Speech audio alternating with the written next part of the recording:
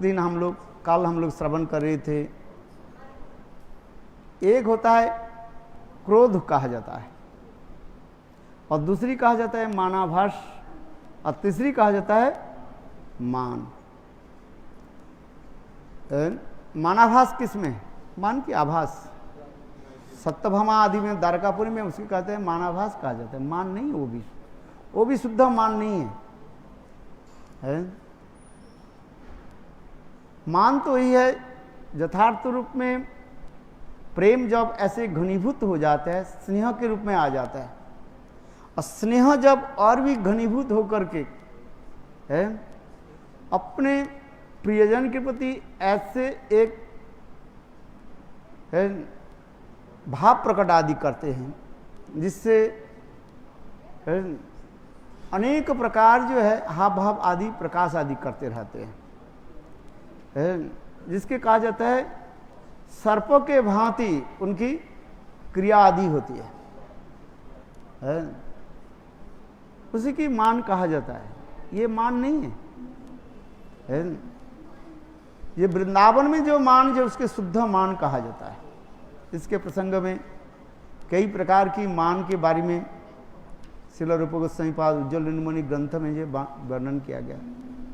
एक उदात्त मान होता है और एक क्या मान होता है? ललित मान होता है।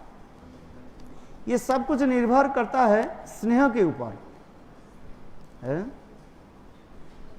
हृदय में जितना ही अपने इष्ट देव के प्रति स्नेह रहेगा, उस स्नेह ही क्या करता है घनीभूत होकर के, कंडेंस होकर के, चित्त के द्रवीभूत करा करके, तो फिर आगे जाकर के एक मान के रूप धारण करते हैं। मान इसलिए होते हैं, इसलिए होती है ये उनके निकट ये प्रतीत हो जाता है। दो वस्तु आता है इसमें, ये तो मुझे छोड़ करके कहीं नहीं जाएंगे नहीं। वो निरंतरं प्रतिकृति वसति नंद नंदने कदा करी सस्यमान कृपा कटाक्ष भाजन। निरंतरं प्रतिकृति, ये विश्वास रहते हैं जो मुझे छोड़ करके कहीं जाएंगे नहीं, क्योंकि जो वस्तु मैं दे सकती हूं इससे अधिक वस्तु कोई दे तब तो जाएंगे। ये विश्वास हृदय में रहते है। ये विश्वास किस में है? श्रीमती राधा जी में। इसलिए राधा जी के कृपा कटाक्ष भी कर निरंतरं वशीकृत प्रथिति नंद नंदने, प्रति ने विश्वास, नंदनंदन प्रति विश्वास, जो मुझे छोड़ करके कहीं जाएंगे कहां? वो प्रेम कौन देने वाला है?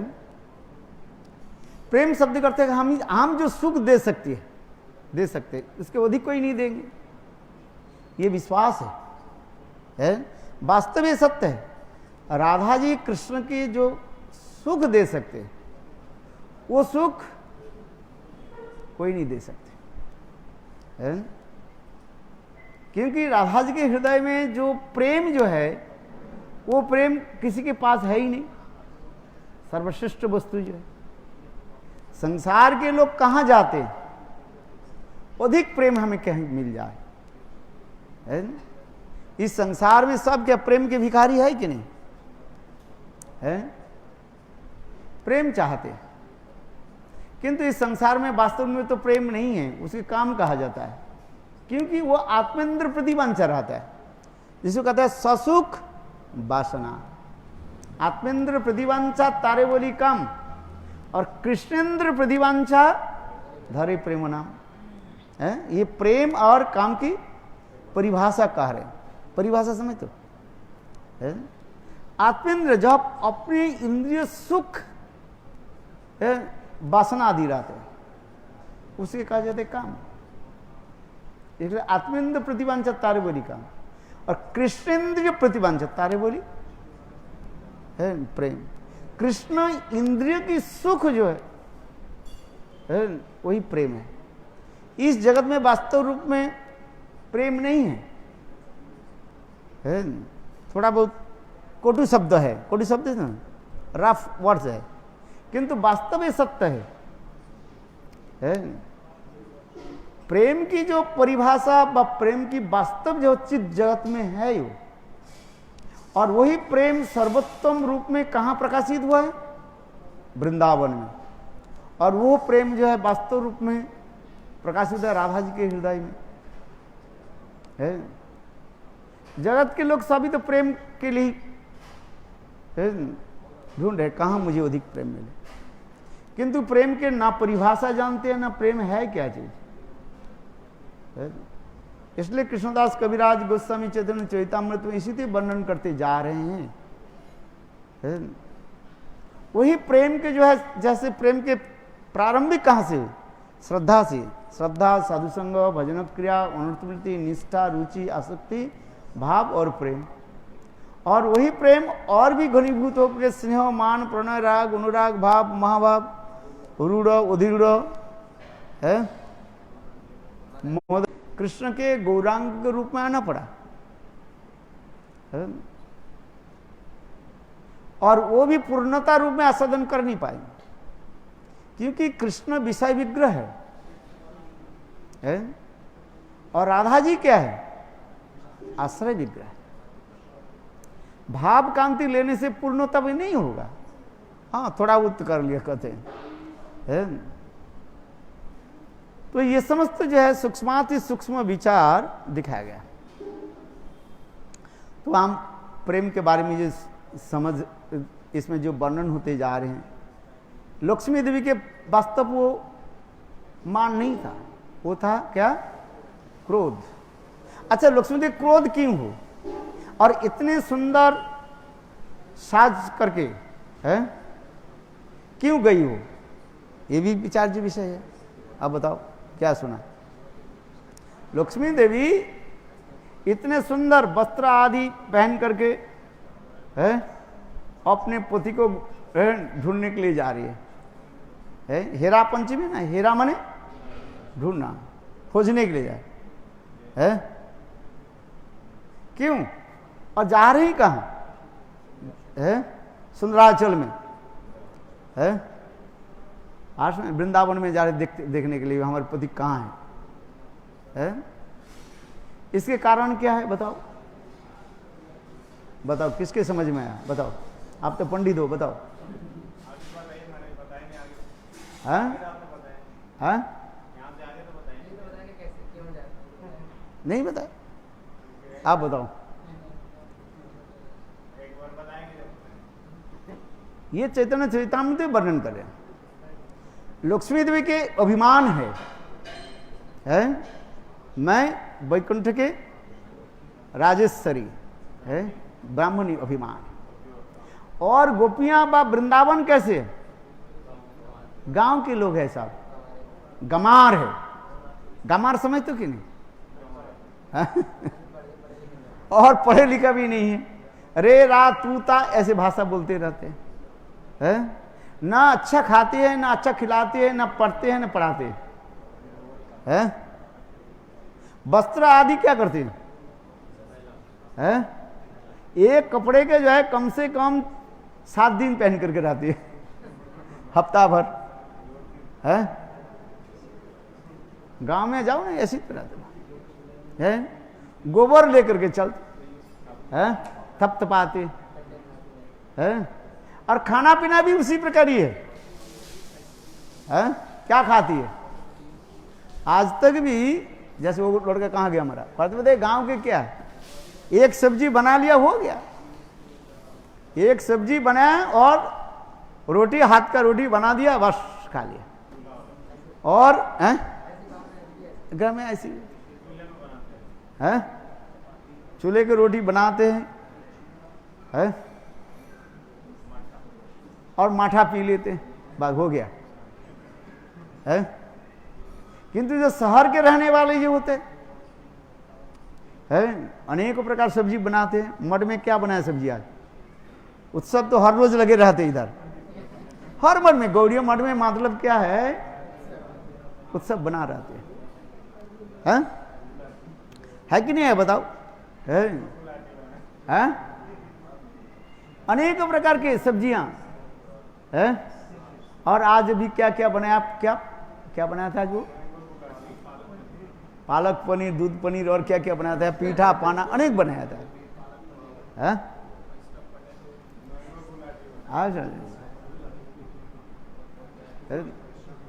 तो लक्ष्मी देवी ये दिखाना चाहते हैं, अपने ऐश्वर्य को दिखाना है? दूसरी है, हमारे इतने ऐश्वर्य के देख छोड़ करके कृष्ण हमारे पतिदेव ये ग्वालिनी के पास क्यों बैठे हैं? यही तो कहना चाहते हैं। ये वृंदावन में है क्या चीज? कुछ है ही नहीं है। ना रास्ता घाट भी अच्छा है? छोटे छोटे रास्ता होते हैं ना, वो भी कीचड़ में भरा रहता है। भाई जाओगे ना, जैसे ब्रजमंडल परिक्रमा में जाओ, ये थोड़ा सा बारिश होगी ना, इतना ही तो बारिश हुई, और देखो रास्ता में कम से कम 15 दिन तक जो है वो इतना पानी भरा रहेगा, है? और उधर भैंस गाय यदि चलते चलते वो इतना कीचड़ बन जाता है, क्या बताए, है? और लोग उसमें चलते यार, बिल्कुल उनके दरवाजा के सामने भी कीचड़ है, तो साफ सुधार भी नहीं करता है। अब देखे होंगे ना, 15 दिन तक, 1 महीने तक पानी भरा रहे, उसमें ही वो जा रहे है। देखे होंगे ना आप लोग जब ब्रजमंडल परिक्रमा जाओगे, है? अरे कम से कम आप रह रहे हैं, इसमें मच्छर आएगा, ये आएगा, कम से कम पानी तो निकाल दो। उनके पानी निकालने का रास्ता है ही नहीं रखा है, उनको वही अच्छा लगता है। उसमें बीमार होता है, मच्छर आदि होता है कि नहीं होता है बताओ, है? गंद बुदबुद आता है। किंतु हम कहने की ये तात्पर्य है, लक्ष्मी देवी ये कहना चाहती है, देखो हमारे वैकुंठ कैसे सुंदर है? अपने वैभव को दिखाना। एक है लक्ष्मी देवी क्या चाहती है, ब्रजवासियों के जो है अपने वैभव जो है ऐश्वर्य दिखाना है। हम कैसे, अपने दास दासी भी कैसे है, इसमें भी वर्णन होते जा रहे हैं। श्रीवास ठाकुर जी ने लक्ष्मी के पक्ष ले लिया। महाप्रभु क्या, महाप्रभु तो यही प्रश्न करने लगे, तो श्रीवास ठाकुर लक्ष्मी देवी के पक्ष लेकर के ही कहने लगे, है? यहां पर चैतन्य चरितामृत में वर्णन है?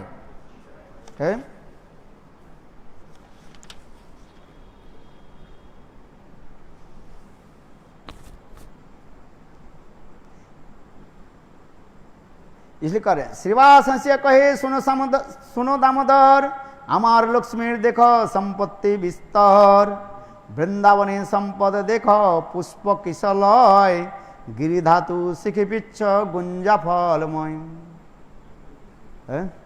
বৃন্দাবন দেখিবারে গেলা জগন্নাথ, শুনি লক্ষ্মী দেবীর মন হইল আস্বাদ, এ তো সম্পদ ছাড়ি কেন গেলা বৃন্দাবন, तारे हास्य करिते लक्ष्मी करिल साजन।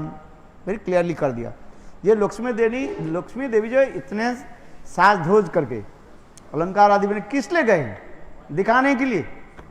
ये हमारे वैकुंठ में इतने ऐश्वर्य है, ऐसे ऐश्वर्य के छोड़ करके जगन्नाथ व कृष्ण कहाँ बैठे हुए, वृंदावन में, है? देखो, है जहां पर क्या है, वृंदावन केवल पुष्प आदि खिले रहते। अरे देखो वैकुंठ में कितने हीरे जहरत है, कितना सुंदर वो स्थान जो है? गिरी धातु एक, हाँ। और वृंदावन में क्या है? गांव के लोग होते हैं ना, बस मोर पंखा को सिर पर लगा दिया, ये कोई थोड़ी होता है। पशु पक्षी के बस उसको सिर पर धारण करते, पहन लेते हैं, है? बोले नहीं, देखो वैकुंठ धाम कितने सुंदर धाम है, अच्छे अच्छे कपड़ा है, और वस्त्र अलंकार है, आसन, हाँ ऐश्वर्य होनी चाहिए, है? चकाचक है? और इधर क्या है, वृंदावन में क्या है, सब है सामान्य पुष्प आदि यहाँ पर रख दिया, यहाँ पर रख दिया, ये कोई थोड़ी बात है। इसलिए यहाँ पर भी कह रहे हैं, श्रीवास ठाकुर कह रहे तारे हास्य करिते लक्ष्मी करिल साजन, माने उन लोगों की हास परिहास करने के लिए जो तुम लोग कैसे हम कैसे, देखो तो है। इसलिए लक्ष्मी देवी जो है इतने है अलंकार आदि धारण करके है और दिखाने गए।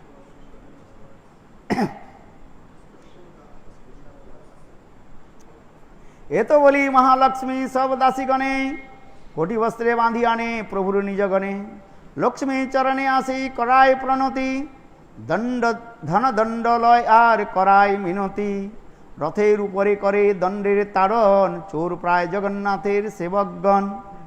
इस प्रकार लक्ष्मी देवी की सेविका जो है जगन्नाथ के जितने भी सेवक जो है बांध दिया, मार पीट करके अच्छे से बांध, यहां तक भी जगन्नाथ जी के रथ जो है उसके तोड़ फोड़ दिया है और सबके दंड आदि देने लगे। बस बताओ कहां गए वो है, वो कालिया कहां गए, कालिया समझते हो माने कृष्ण कहां गए है। तब ये लोग भयभीत होकर के कहने लगे ठीक है काल आपके पास है भेज देंगे है। इसी प्रकार लक्ष्मी देवी शांत हुई। फिर लक्ष्मी देवी इस कथा को सुन करके फिर श्रीवास ठाकुर भी कहने लगे अच्छा बताओ वो वृंदावन में जो गोपियां क्या करती है, दूध को गर्म करती है, दूध काटती है ग्वाला जो है ना है, वो भी कपड़ा जो है कितने दिन का वो पता भी नहीं है आज समझिए, वो एक ही कपड़ा के मानो 15 दिन तो पहने रहते है, गंदा होता है। उनके पास जाने से ही पता लगता है, जीवन में कोई तो शरीर में साबुन भी नहीं लगाया है, साबुन है ही नहीं उनके पास है, मिट्टी से हाथ धोते हैं यही तो है। अभी तक भी जो ग्वाला लोग होते हैं, गाय जो काम करते हैं उनके पास जाने से आपको पता लगेगा है, आपके पता स्मेल आएगा वो है। देखो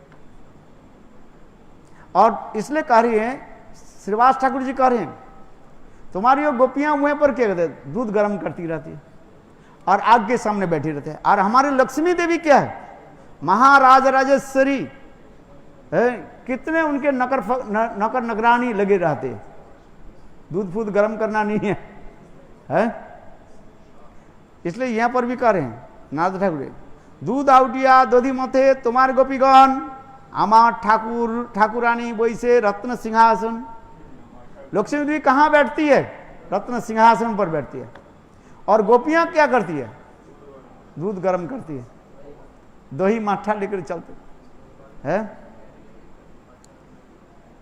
नारद प्रकृति श्रीवास करे परिहास सुनी हसे महाप्रभु जत निज दास। नारद की प्रकृति स्वभाव क्या है? वो लक्ष्मी देवी के पक्ष ले रहे ना है। इस कथा को सुन करके महाप्रभु हंसने लगे। प्रभु कहे श्रीवास तुम्हार नारद स्वभाव ऐश्वर्य भावे तुम्हार ईश्वर प्रभाव यह दामोदर स्वरूप शुद्ध ब्रजवासी ऐश्वर्य जाने देते हो शुद्ध प्रेमे भासी। और महाप्रभु कहने लगे देखिए स्वरूप दामोदर शुद्ध ब्रजवासी है। फिर स्वरूप दामोदर बोलना शुरू किया। स्वरूप दामोदर स्वरूप कहे श्रीवास सुनो सावधाने वृंदावन संपद तुम्हारा नहीं पड़े मने। अभी श्रीवास ठाकुर एक स्वरूप दामोदर कहने लगे क्या भूल गए वो वृंदावन के ऐश्वर्य संपद जो है? शास्त्र में एक श्लोक है, विश्वनाथ चक्रवर्ती पाद कहते हैं एक बार ऐश्वर्य देवी है बहुत सुंदर रूप धारण करके भ्रमण करने लगे है। इतने समय नारद ऋषि आ गए। नारद ऋषि आकर के बोले तुम क्या कर रही हो? बोले मैं ऐश्वर्य देवी है। बोले मेरा इतने ऐश्वर्य है ये त्रिभुवन में किसी के पास नहीं है। तो नारद ऋषि बोले एक काम करो ऐश्वर्य देवी तुम वृंदावन में जाओ। वो ऐश्वर्य देवी बोले वृंदावन में क्या है? वृंदावन तो बेकार है वहां पर तो धूल मिट्टी है, झाड़ू देते हैं लोग है। बोले अच्छा तो जाओ तो देख करके तो आओ वृंदावन कैसे है। चलो ऐश्वर्या देवी क्या करने लगी, वृंदावन में आई। बोले वृंदावन में आते साथ ही साथ दासीकृता, वो क्या हो गया, वृंदावन की जो ब्रजवासियों की दासी बन गया, उसको झाड़ू देना पड़ा है। जोग में बोले यहीं पर झाड़ू दो इसलिए लिखते हैं विश्वनाथ चक्रवर्ती कहते हैं ऐश्वर्या देवी वृंदावन में आकर के क्या करती है, झाड़ू लगाती है यहीं पर है। उधार क्या करती है, उधार अपने तो स्वरूप प्रकाश करती रहती, किंतु वृंदावन में झाड़ू। बोले वृंदावन में झाड़ू देने कोई सामान्य बात है क्या, ब्रह्मा आदि बड़े बड़े देवता लोग हैं, वही झाड़ू देने के लिए कितने प्रयास कर रहे हैं। कोई वृंदावन कोई साधारण है। इसलिए स्वरूप दामोदर यहां पर कह रहे, स्वरूप ए नारद श्रीवास सुनो सावधाने, वृंदावन संपत्ति तुम्हारा नहीं पड़े मने। क्या आप भूल गए वृंदावन की कथा है। वृंदावने सहजिक संपद सिंधु, द्वारकार वैकुंठ संपद तार एक नहे बिंदु। बोले एक नहीं, जितने भी वैकुंठ है सारे वैकुंठ की संपद ऐश्वर्य एक तरफ रख दो, और एक तरफ वृंदावन के एक धूली कणा की जो ऐश्वर्य, एक तो तब भी बराबर नहीं होगा। क्या बोला बताओ। हाँ दोनों एक पल्ला में, दाढ़ी पल्ला होता है, ये होता है ना नापने वाले, ये एक तराजू जो ले आओ, एक तराजू में जितने वैकुंठ, एक वैकुंठ नहीं है, अनंत वैकुंठ की ऐश्वर्य एक तराजू के एक तरफ रख दो, और एक वृंदावन के एक धूली कणा में जो ऐश्वर्य जो है उसके रख दो, तथापि बराबर नहीं होगा। हाँ बोले वैकुंठ वृंदावन में जो ऐश्वर्य जो है वो चिंतन हम नहीं कर सकते है। देखने में जैसे धूल कणा पड़ा हुआ है, गाय साधारण जैसे गाय जैसे दिखाई पड़ते रहते, गोपियां साधारण एक लड़की व स्त्री के रूप में दिखाई पड़ते रहते, पेड़ साधारण पेड़ के भांति दिखाई पड़ते हैं, किंतु ये नहीं है जिससे ब्रह्म संहिता में क्या बोले आप बताओ है। चिंतामणि प्रकर सदमुष्कल्प वृक्ष लक्षावृतेषु सरुसुरभिरभिर पालयन्तम लक्ष्मी शतसहस्र संभ्रम सेवमानं गोविंदम आदि पुरुषं तमहं भजामि, गोविंदम आदि पुरुषं तमहं भजामि, गोविंदम आदि पुरुषं तमहं भजामि। वृंदावन की इतनी महिमा, वृंदावन के ऐश्वर्य कौन वर्णन कर सकते हैं। वो ऐश्वर्य क्या होता है, माधुर्य के द्वारा ढका हुआ है। बोले जिनके पास थोड़ी सी पैसा होता है ना दूसरे को दिखाते हैं, सफरी फरफराते, ये सफरी समझते हो कि नहीं, एक प्रकार छोटे छोटे मछली होता है।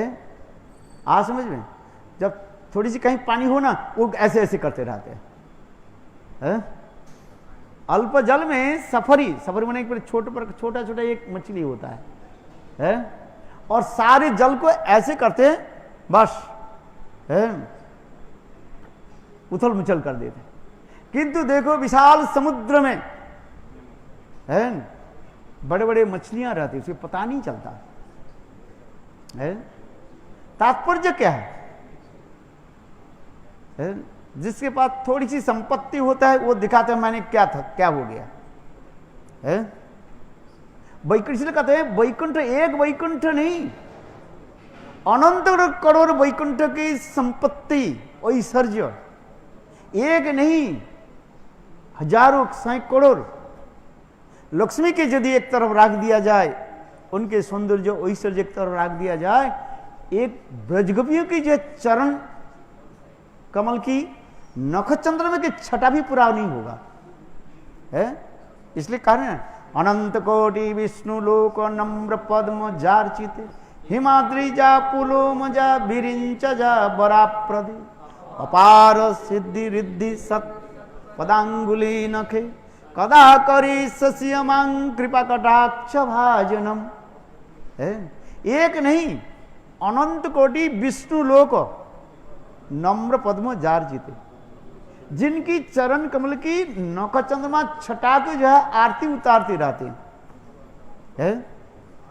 बोले राधा आदि गोपियों की सौंदर्य माधुरिमा ये लक्ष्मी के पास कुछ नहीं है, बेकार है सब, है। इसलिए तो कह रहे हैं स्वरूप दामोदर कह रहे हैं क्या श्रीवास, क्या तू वृंदावन को ऐश्वर्य भूल गए, है। क्योंकि श्रीवास ठाकुर नारद की तो प्रकाश है ना।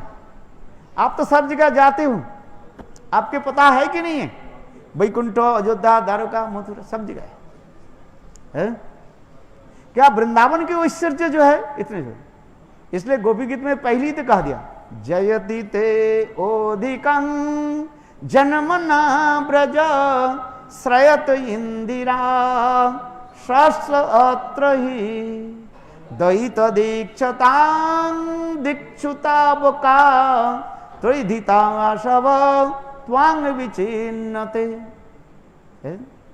अरे वृंदावन की झाड़ू देने के लिए, है, प्रातः काल में वैकुंठ से समस्त लक्ष्मियां आदि हाथ जोड़ते रहते हैं। ये वृंदावन की झाड़ू देने के मेरा सौभाग्य प्राप्ति हो जाए, है।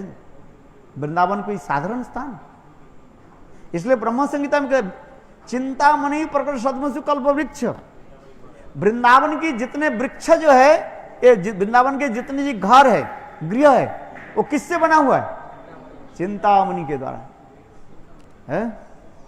वैकुंठ में हो अथवा नहीं हो, किंतु देखो वृंदावन की सबकी गृह कैसे चिंतामणि के द्वारा ही बना, चिंतामणि प्रकट सद्मसु, और उनकी वृक्षादि के कल्प वृक्ष है। और वो गाय कोई साधारण गाय नहीं है। तुम जो कह रही हो, है, स्वरूप दामोदर कहने लगे श्रीवास तुम जो कह रही हो जो एक गाय दूध देती है और गोपियां जो दूध गर्म करती रहते हैं, क्या ये दूध की महिमा तुम्हें पता है क्या? ये गाय कोई साधारण गाय नहीं है, कामधेनु है। लक्ष्मी शत सहस्र संभ्रम से बमानम, देखो कितने सुंदर वृंदावन धाम है। वृंदावन की ऐश्वर्य मुझे कि देखने में साधारण जैसे लगते हैं, आज जैसे पहली मैंने कहा दिया ये ब्रजवास के शरीर से जो है क्या लगते हैं, दूध की गंध। अरे नहीं, ऐसे कहो तो अपराध हो जाएगा। वो चतुस्सम की गंध निकलते हैं। चतुस्सम जंतु चंदन, अगुरु, कपूर और कुमकुम, ये चारों वस्तु के एकत्रित सम्मिलन में जो होता है उसके चतुस्सम कहा जाता है। ब्रजवासी बा ब्रजगोपियों की शरीर से जो ऐसे सुंदर सुगंध निकलते हैं, वो सुगंध लक्ष्मी आदि के वैकुंठ में लक्ष्मी भी नहीं है, आज समझे, लक्ष्मी थोड़ी है वो, है। बोले देखो गोपियां जब भूमि पर पैर रखने के साथ ही साथ बकुल आदि पुष्प अपने आप प्रस्फुटित हो जाता है। मुखवासम, उनकी मुख की इतनी सुंदर सुगंध निकलता है। भ्रमर आदि जो है मधुमक्खी जो है क्या करते हैं, वो मरमराते हैं, भ्रमर है। क्या वैकुंठ में ऐसे होगा? वर्णन है शास्त्र में, है? और इसलिए कहा जाता है श्यामा कहा जाता है, श्यामा परिकीर्तिता है। जिनकी शरीर जो है ऐसे सुंदर जो है, वृंदावन की जो गोपियों की शरीर कैसे है, इतने सुंदर जो है, उनकी जो है ग्रीष्मकाले है, ग्रीष्मकाले उष्ण होता है उल्टा कर ग्रीष्म काले ठंडा रहता है, शीतल रहता है? और गर्मी के समय, ठंडी के समय शीतोष्ण, सामान्य जो है उष्ण रहता है? शास्त्र में वर्णन है, गोपियां जब चलती हैं उनके पीछे पीछे मधुमक्खी जो है अपने आप बन बनाते लगते रहते, इतने सुगंध निकालते, जैसे मैंने कहा चतुस्सम है, इतने सुंदर मुखवासम, मुख के ऐसे सुंदर सुगंध निकलता है? और कदम्ब पुष्प आदि अपने आप प्रस्फुटित हो जाता है। राधा आदि गोपियां वृंदावन में धूलि में पार रखने के साथ ही साथ देखो कदम्ब पुष्प आदि अपने आप प्रस्फुटित हो जाता है। कुछ साधारण है तो पहले तुमने तो कहा दिया वृंदावन की लड़कियां व स्त्रियां ऐसे है, ऐसे नहीं है, दुर्गंध नहीं है, अपराध हो जाएगा।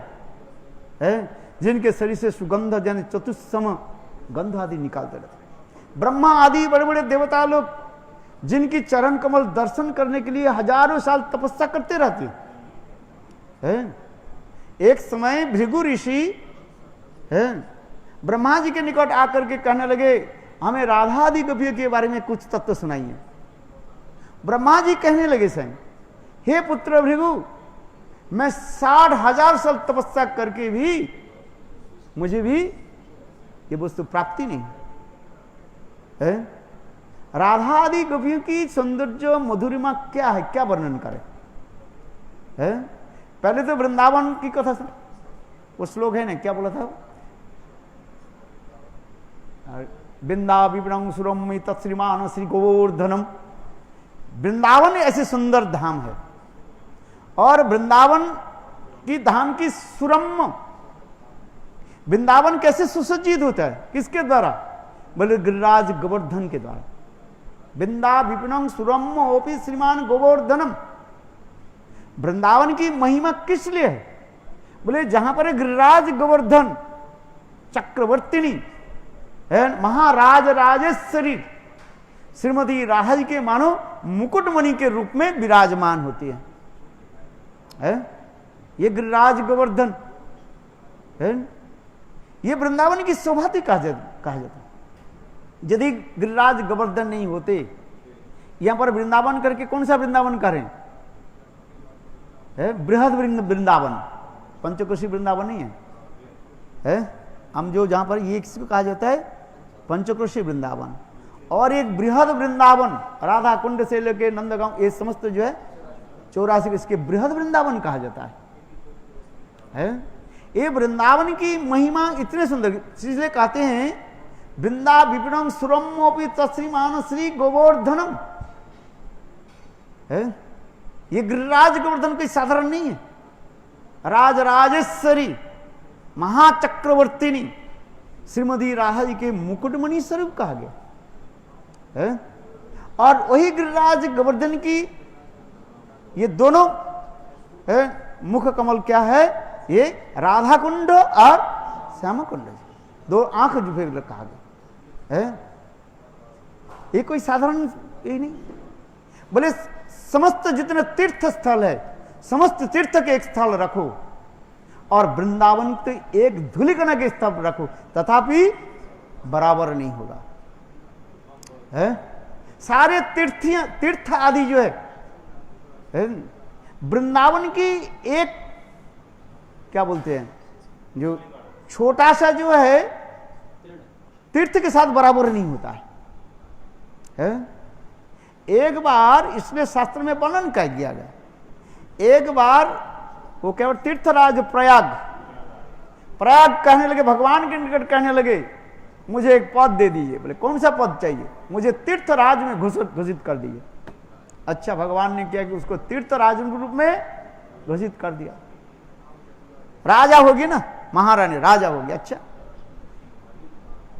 सभी लोग उनकी महिमा बखान करने लगे। इतने समय नारद ऋषि आए। नारद ऋषि कहने लगे, बोले प्रयाग जी कैसे हो? बहुत अच्छा है। बोले कहां से आ रहा हूं? मैं तो सर्वत्र भ्रमण करते करते आ रहा हूं। तुम तीर्थराज बन गए। हाँ जी। अच्छा बताओ, अच्छा वृंदावन की कोई एक है नदी हो, कुंड हो, तुम्हारे पास आए हैं कौर देने के लिए? पता तो नहीं, पर तुम तीर्थराज कैसे बन गया? ये भगवान तुम्हें ठगा दिया, ठगाया है, ठग लिया। अच्छा है, भगवान के पास गए, बोले आप तो मुझे तीर्थराज रूपे घोषित किया, अभी राधा कुंड से लेकर के और ब्रज के कोई एक तीर्थ भी तक नहीं आया है, कोई नहीं आया मुझे दंडवत प्रणाम करने के लिए है। अरे कौर दे ना दे, कम से कम हाथ जोड़ ले है। भगवान कहने लगे, ये देखो ये वृंदावन मेरा गृह है?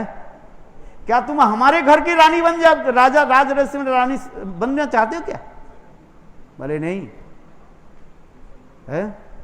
वृंदावन की, वृंदावन ऐसे अंग, वो भगवान के हृदय स्वरूप कहा गया है। इसलिए वृंदावन जो तीर्थ से बाहर है।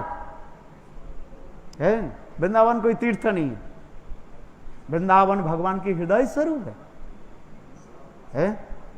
लोग कहते हैं वृंदावन तीर्थ, वृंदावन तीर्थ नहीं है, भगवान के हृदय स्वरूप।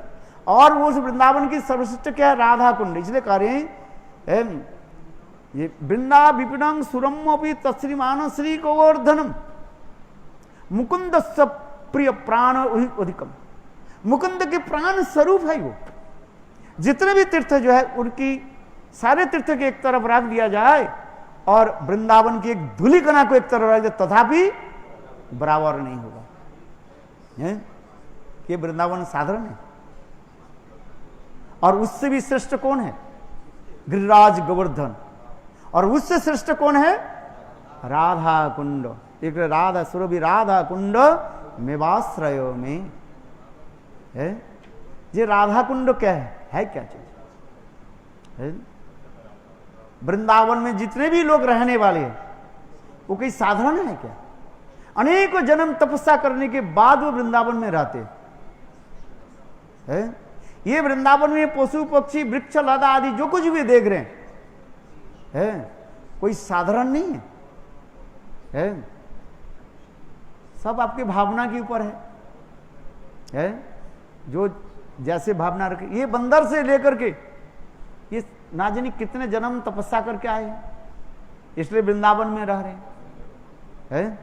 वृंदावन में रहने की सौभाग्य ब्रह्मा आदि बड़े बड़े देवता लोग भी तरसते रहते हैं, हमारी सौभाग्य नहीं है। आप बताओ, अरे कहते हो हम रह रहे कि नहीं? अरे रहे तो किसी प्रकार से तो रह रहे हैं।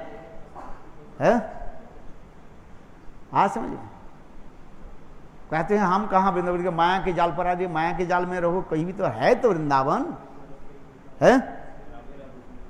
अरे वृंदावन ऐसे धाम है, कहीं भी जाओ है, राधे राधे नाम तुम्हें सुनाई पड़ेगा, पड़ेगा कि नहीं पड़ेगा है?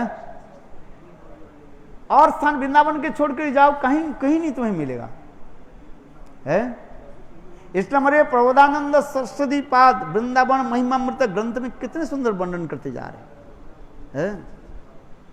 आज वृंदावन है मेरा जो वास हो, उसमें कोने में लिखा है ना प्रबोधानंद के वृंदावन मम हृदयम है। क्या लिखा है? पढ़कर क्या हो? वो तो लिखा है, हिंदी में लिखा है, संस्कृत में लिखा है वृंदावन मम हृदयम वृंदावन मम सर्वस्व है। ये प्रबोधानंद सच के श्लोक है। वृंदावन कोई साधारण स्थान है क्या? कल बड़े बड़े मुनि लोग कितने तपस्या आदि करते रहते हैं। यहाँ का रहने वाले जीव कोई साधारण है? जत्किंचित तिनगुलम किकटम मुखम गोष्ठे संसी तत् सर्वानंद मुकुंद दैत नीलानुकुलम परम शास्त्री वस्फुट निश्चित ब्रह्मादि सस्मिरन मध्यंत वंदते। रघुनाथ दास गोस्वामी कार्य श्लोक है। वृंदावन में जितने भी है सब, पहले मनुष्य की क्या कहें, पशु पक्षी कीड़े मकड़े मकड़ा से लेकर के सांप बिच्छू जो है वो की साधारण नहीं है। एक जन्म कम से कम तो अभिमान हो जाए। क्या अभिमान? मैं वृंदावन वासी हूं। बोलो वृंदावन वासी की जय। अरे कम से अभिमान तो हो जाए, है बोले जहां पर जो रहते उसको अभिमान होता है कि नहीं होता है? जो अमेरिका में रहते कैसे मैं अमेरिका वासी है, जो वृंदावन में रहते कम से तो अभिमान तो होता ही है। ये अभिमान कोई होना कोई सामान्य नहीं है। जो वृंदावन में वास नहीं करते हैं वो कैसे कहेंगे हम वृंदावन वासी हो, है? अब बात सही है कि नहीं है? आप बताओ। हम तर्क के लिए नहीं जा रहे हैं, साधारण रूप में तो चलो, है? इतना ही तो होता है। जो वृंदावन में रहते कहते हैं हम वृंदावन वासी है, और जो रहते ही नहीं है कहां से कह देंगे वो, है? भालो अभिमान जैसे कुछ भी हो, कम से कम तो इतना ही तो है? कितना सुंदर है? अभिमान, इसलिए कम से कम तो एक जन्म अभिमान आ जाए, एक जन्म वृंदावन में वास करे, अभिमान तो आ जाए। किंतु वृंदावन में रहे कौन, है? हाँ, हम लोग के गौड़ीय सिद्धांत का तत्व सिद्धांत पर प्रतिष्ठित हो, है? आशा वास्तव में तत्व सिद्धांत में प्रतिष्ठित हो जाए ये तो ठीक है, किंतु अभिमान आना ये बड़ी विचार्य विषय है? हम वृंदावन में नहीं रहते, हम कैसे कहते हैं वृंदावन वासी? आप लोग वृंदावन में रह रहे कि नहीं रह रहे? तो आप कहोगे, क्या कहोगे? वृंदावन वासी है? कहीं भी जाए आपके आदर होगा, भले ही आप कुछ नहीं जानते, कुछ नहीं करते, कुछ नहीं, कोई भी नहीं हो, कुछ भी हो, सभी लोग आपके पूजा करेंगे, है? इतना ही कह दे जे मैं वृंदावन से आया हूं, देखो सब लोग आपके चरण धो करके पानी पीते रहेंगे, हाँ? अच्छा, बात सत्य है कि नहीं है? भाई अभिमान तो होना चाहिए है? इसलिए वृंदावन वास है। आप कहें मैं वैकुंठ में आए, बोले चलो इसे क्या की जरूरत है? आप वैकुंठ में आ जाइए, अयोध्या में आ जाइए, कहीं भी आए, इतने आपकी पूजा नहीं होगा जितने आपकी पूजा होगा। क्या अब यदि सुने पड़े जो आप कहां से आए हो? वृंदावन है। देखो हमारी भी याद आते हैं, हम लोग जब नवद्वीप में पहुंचते थे, हैं, गुरुदेव के साथ, देखो उसी समय सारे लोग कहते वो ये लोग सब वृंदावन से आए हैं, हैं? कितना उनके आदर होता था, है? अभी तक भी आप भी जाओ, कोई भजन करे ना करे, कुछ भी करे, चोरी करे, डकैती करे, कुछ भी करे, पहुंच जाओ, हैं? बोले वृंदावन से आए हैं, वाह, है? अभिमान होना है कोई साधारण बात है? और यही अभिमान आपके हो जाने, भगवान आपके ग्रहण कर लेंगे, है? ले लेंगे भगवान। अभिमान होना चाहिए, है? अभिमान क्या है? उसमें आविष्ट हो जाए, और आविष्ट नहीं हो तो दूसरी बात है? इसलिए कहते हैं वृंदावन में रहना, वृंदावन में वास करना एक साधारण होता है। कितने लोग आते हैं, कितने लोग चले जाते हैं, है? किंतु जो लोग वृंदावन में रह रहे हैं वो सौभाग्यवान है।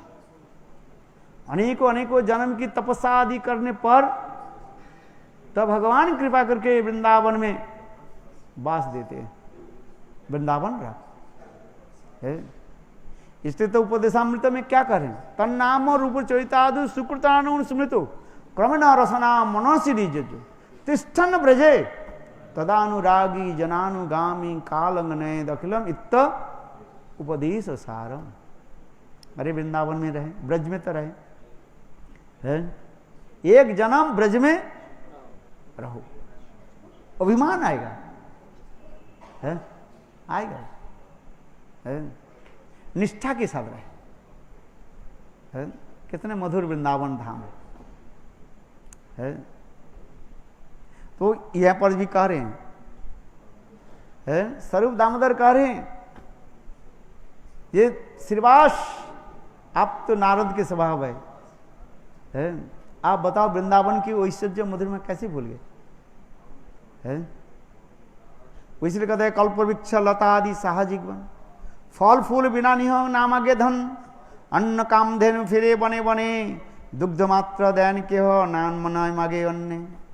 देखो वृंदावन की जो है लोग सावधान स्वाभाविक रूप में रहते हैं, दीनहीन होकर के रहते हैं।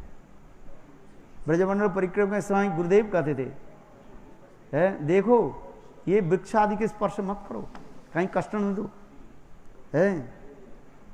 कोई एक ब्रह्मचारी जो है बंगाल से आया था ब्रजमंडल परिक्रमा के समय,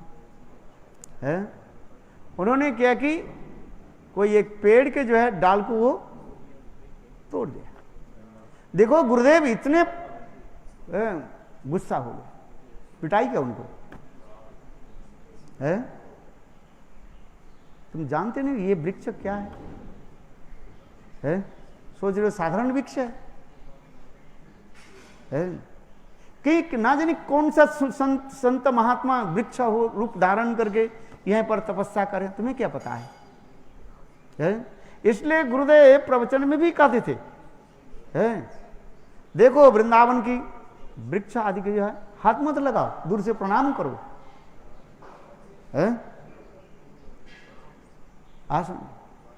याद है गुरुदेव जब जाते थे, वो क्या बोले, मानसरोवर में जाते थे, उस समय सामान्य थोड़ा बहुत ब्रह्मचर्य ब्रजवास के सामने, और गुरुदेव वो मानसरोवर में जो सुंदर जो वृक्ष आदि देखा है ना, सब ऐसे लेटे, गुरुदेव जो है अपने उत्तरी आदि को खोल करके वहीं पर लोट पोट कर खा प्रणाम करते थे।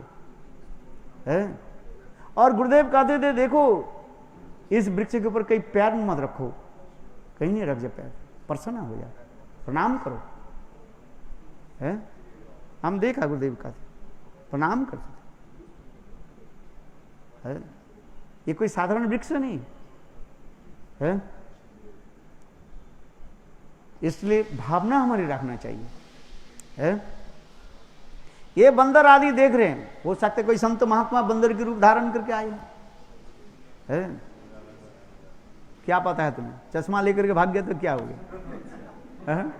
मैं एक सेकंड गए छत पर और मेरा बिल्कुल ऐसे उठा करके ले गए, और वहीं पर बैठे रहे, और एक ब्रह्मचर्य आकर थोड़ा कुछ दे दिया, वो चश्मा को फेंक दिया और उसे खाने, मैंने कुछ नहीं बोला। देखो हो सकता है कोई संत महात्मा जिस शरीर में आते हैं उस स्वभाव वो कर रहे हैं, ठीक है, वो धूर्त है, चपल है, उससे थोड़ा दूर रहो। आस में हो सकता है कोई संत महात्मा किस रूप में कहां पर आकर के वृंदावन में भजन करे, इसलिए वृंदावन में ये समझते हैं ब्रजवासी से लेकर के सभी को वंदना करो, वृंदावन के दीनहीन हो के, इसलिए यहां पर भी कह रहे हैं चिदानंद ज्योति धाम श्रीय कांत कांत परम पुरुष कल्पतरोवम ध्रुमा भूमिश्चिंतामणि गयमयितों अमृतम कथागानं नट्टंगमनोपि वंशी प्रिय सखी चिदानंद ज्योति परमोपि तदा सदोपि च। ब्रह्म संहिता में करें, और उस समस्त गोपियों की भावना कैसे है? श्री कांत कांत परम पुरुष, देखो भावना कैसे, परम पुरुष कृष्ण के प्रति कैसे भावना रखते हैं, कांत कांत भाव रखते हैं। द्रुमा भूमि, वहीं पर जो वृक्ष आदि सब चिन्मय है, भूमि चिंतामणि है, गणमय त्वयं अमृतम, जल कैसे है, अमृत स्वरूप है। और कथा गानम, देखो उनके गीत, कथा कैसे गीत के भांति सुंदर सुरीली सरसिका, कथा गानम है। नाट्यं गमनोपि, जब वो चलते हैं नित्य कला के भांति चलते हैं, और वंशी प्रिय सखी, ये सब वर्णन है। चिदानंद यदि परमोपि तदासदमोपि च, कितना सुंदर वृंदावन धाम है। इसलिए वृंदावन की महिमा स्वरूप दामोदर कह रहे हैं, क्या ये आप भूल गए है? और इस कथा के सुन करके श्रीवास ठाकुर सुनी प्रेमावश नित्य करे श्रीनिवास कक्ष ताली बजाया रे करे अट्टहास राधार शुद्ध रस करी आवेश सुनिल सही रसावेशे प्रभु नित्यारंभिल। एक्चुअली श्रीवास ठाकुर क्यों कहा ये सब? पहले जो कहा किसी कहा जाता निंदा छले स्तुति है, निंदा छले स्तुति। पहले कहा दिया तुम्हारी ये जो है वृंदावन में क्या है, ग्वालिनी सब रहती है, गोबर देती है, तब से ये निंदा, ऊपर से निंदा दिखाई पड़ते हैं किंतु वास्तव रूप में उसकी स्तुति होती जा रही है। इसलिए संस्कृत में कहा जाता है निंदा छले स्तुति होती है। वृंदावन कोई साधारण है, ये समझते इसमें कितने सुंदर भाव व्यक्त होते जा रहे हैं। इसी प्रकार दिखा रहे लक्ष्मी आदि यदि ऐसे होते तो लक्ष्मी आज तक भी वृंदावन में क्यों हाथ जोड़ करके बेलवन में बैठी हुई है? अब बताओ, यदि लक्ष्मी देवी के ऐसे होते ये वृंदावन तो बेकार है धूल आदि उड़ते रहे, बोले नहीं, लक्ष्मी देवी जो यहाँ पर जो बताया गया इसको कहा जाता है निंदा स्थले निंदा छले स्तुति होते यार। लक्ष्मी देवी के भाव नहीं है, लक्ष्मी जानती है कितने सुंदर मधुर वृंदावन है, वृंदावन धाम कैसे, ये चिन्मय धाम है। जो भजन करते करते चित्त हमारे जितने निर्मल होगा वो भाव को दिखाई पड़ेगा। आज हमारे ऊपर एक माया के जाल है, इसलिए हम लोग दूसरी प्रकार के देख रहे हैं। इसलिए वृंदावन अपूर्व धाम है, उस वृंदावन के बार बार प्रणाम करते हैं। वृंदावनम क्या, वृंदावन में मेरा सदा सर्वदा क्या हो, हाँ वृंदावन ममस्तु, वृंदावन वृंदावन में वास हो है, कितना सुंदर है। इसलिए ये समस्त वर्णन होते जा रहे हैं और महाप्रभु इसी प्रकार कथा सुन करके कितने प्रसन्न होते हैं। ये विशेष करके हीरा पंचमी की बात ही नहीं पड़ती है। बोलो वृंदावन बिहारी लाल की जय, जय जय श्री राम। हाँ हरे